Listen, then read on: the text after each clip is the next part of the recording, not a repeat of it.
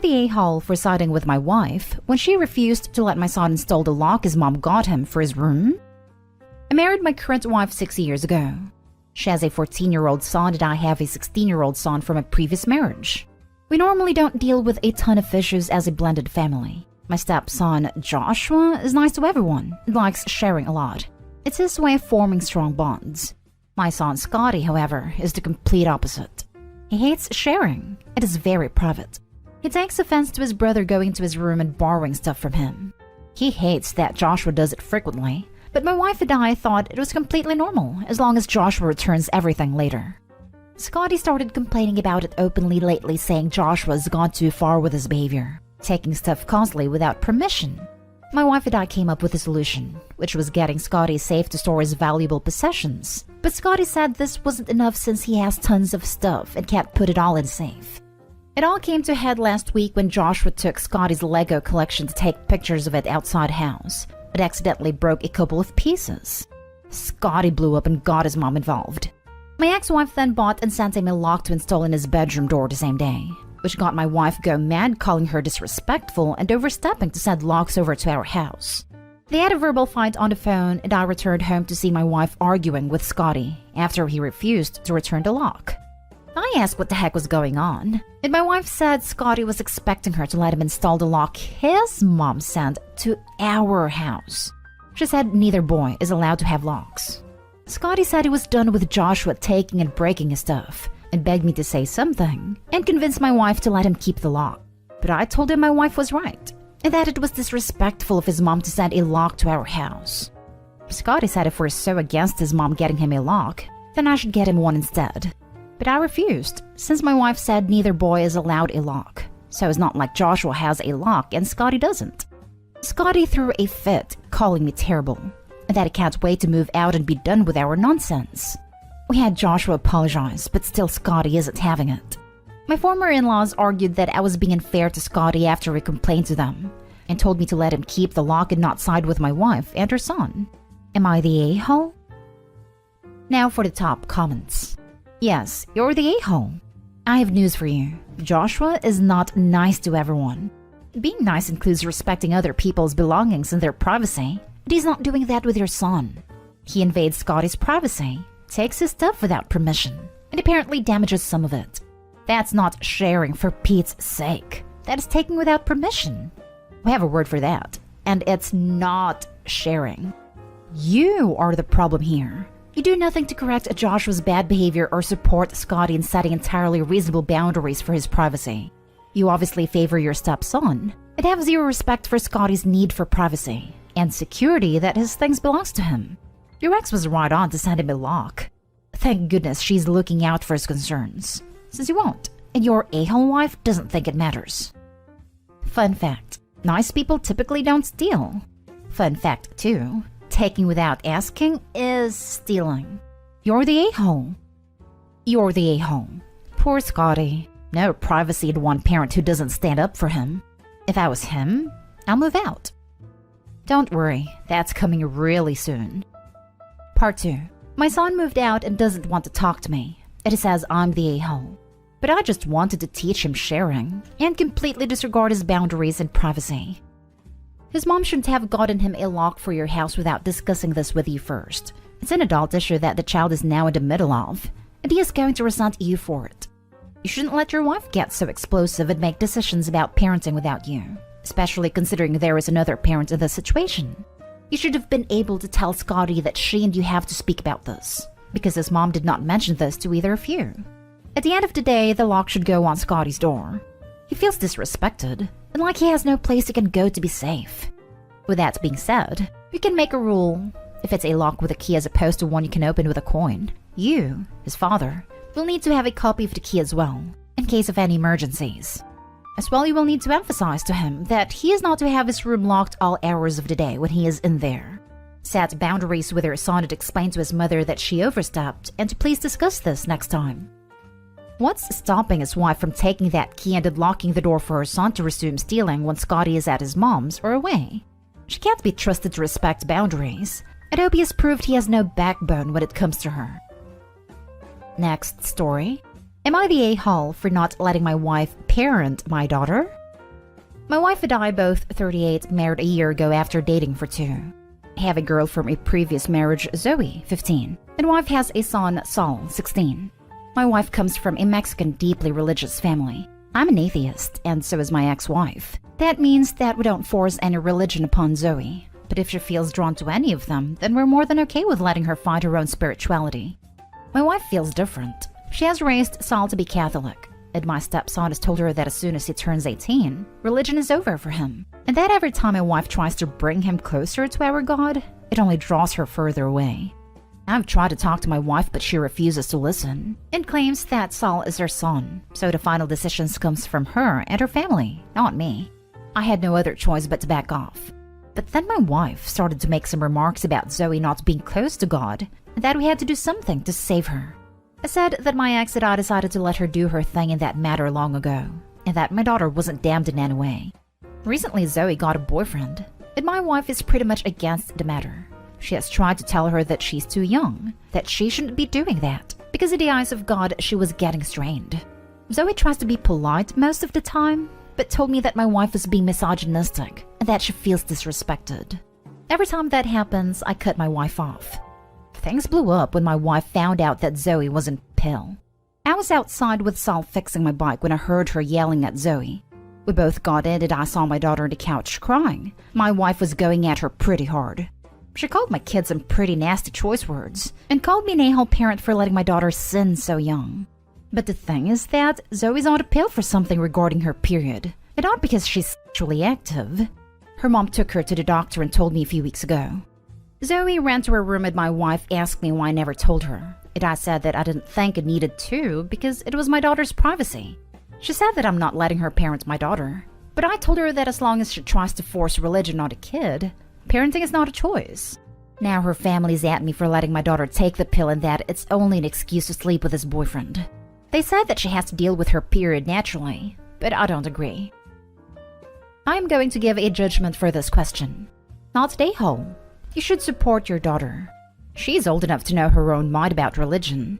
If the doctor prescribes her the pill for period reasons, that is no business of your wife and certainly not of your in-laws. She's old enough to have medical privacy. But dude, you're a total a-hole for marrying this woman. How did you not have a conversation about religion and about how much input you get into raising each other's kids? These are two of the biggest topics any marriage will face, and you seem to be completely shocked that your wife has gone down this path. I have a feeling you blew through a ton of red flags on the way to the altar. Not a hole. She said Saul is her son, so the final decision comes from her and her family, not me. So by her own logic, she needs to back off your daughter. Honestly, after she was shouting at your daughter, I would have left her. Maybe not for good, but until she got her act together, and probably some therapy. I drove Zoe to her mother, but I didn't want to leave Saul alone with her, so I stayed. I can't take him with me, so I'm doing the best I can for both kids. Everyone sucks here. You entered into a marriage with major incompatibility issues. Now it's negatively affecting your daughter. Well done.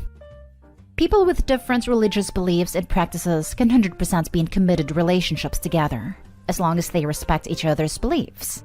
From the way it sounds, Opie and his wife have been more than fine together for quite a while, and his wife's attitude has gradually become more disrespectful, with a sudden and full-on lurch into screaming at his daughter over it. Opie isn't the a-hole for that, but with the way his wife is acting now, he needs to consider his options for protecting his daughter. Not the a-hole. Perhaps they can. However, it isn't the case in this scenario. Next story is titled, Am I the a-hole for punishing my daughter this way for what she told her blind dad? My husband Rod, 52 male, is legally blind. He is not completely blind, but close. It's not a genetic issue, but a brain injury that happened when he was a baby. Rod is completely independent, but needs a little bit of help for reading small letters, cooking, typing on a computer, etc. Rod, in my opinion, is a great father and husband. My daughter Raina, 15 female, has always been a little resentful of Rod. Growing up, she didn't have the normal father-daughter experience. Raina's always been into sports, but because of Rod's incapacity to engage in physical activity that involves coordination, they were never able to bond over that, and Raina never forgave Rod for it. My husband feels especially guilty about this. Raina is going through her angsty teenager phase. She has been acting out, He's rude with everyone, especially my husband. Raina likes upsetting Rod, and he never defends himself, so he's the perfect victim. We were going in our first family outing since the global panini started.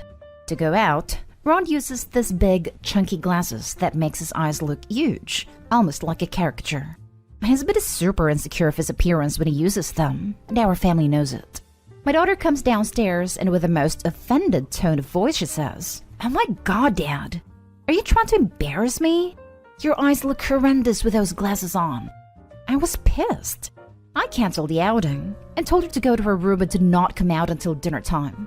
Raina is big into her appearance. She wears colored, graduated contacts because, ironically, she needs to wear glasses, but she hates wearing them. She isn't uncomfortable wearing them or gets any headaches. She just doesn't like how she looks with glasses on. As a punishment, Raina will not be allowed to wear contacts for a month. I told Raina about her punishment and she is tremendously mad at me. She has a party in a week, and since the punishment is for a month, Raina will attend a party with glasses on. She's also returning back to in-person classes, so she will attend school wearing glasses.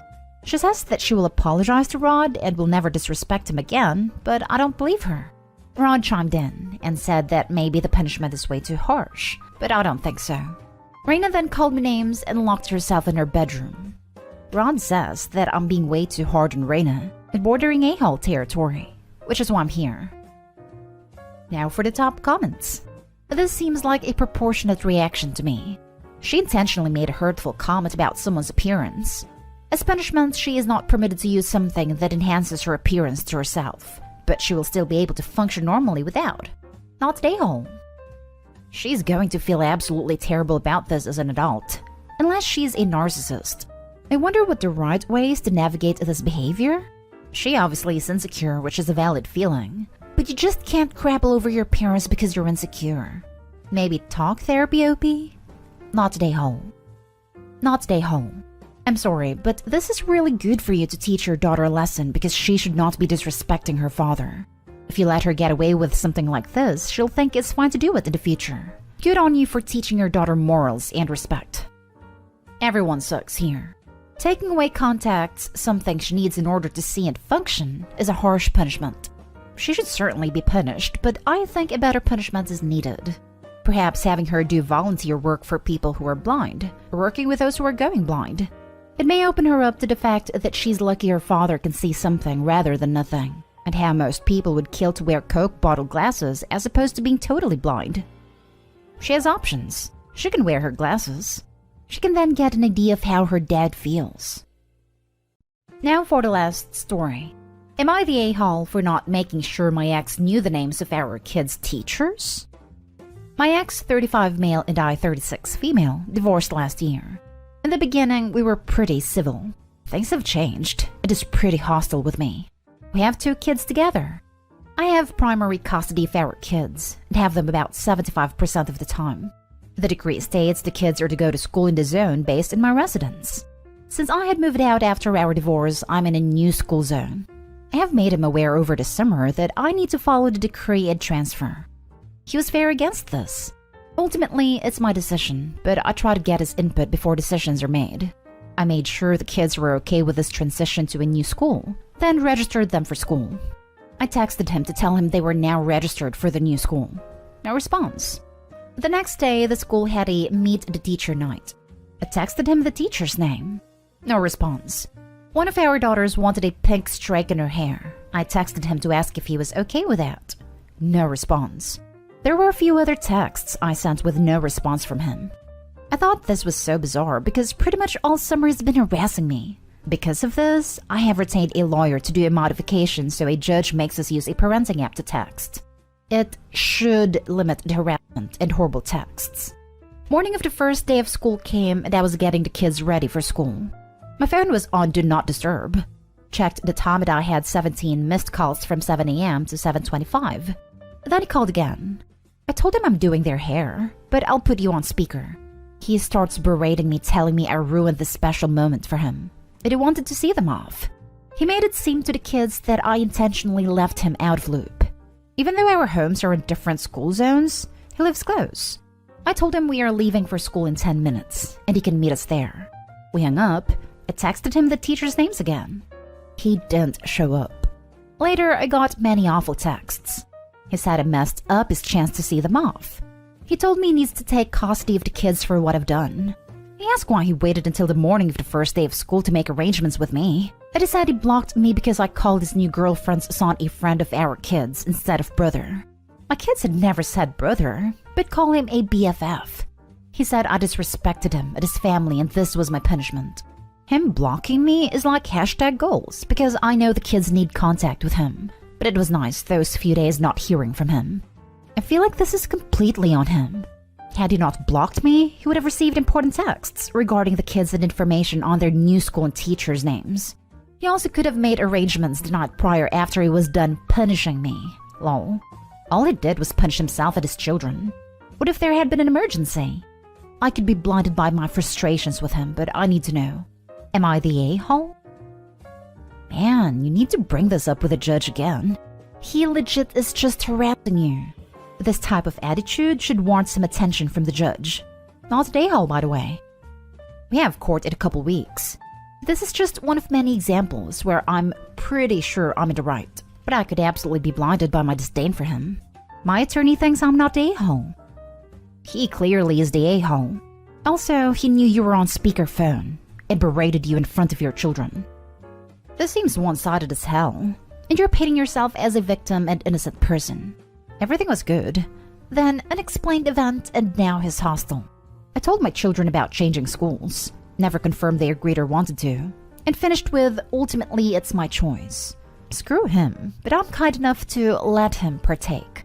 Through your writing, it looks like your ex just randomly changed attitude, became awful, whatever, without any reason whatsoever.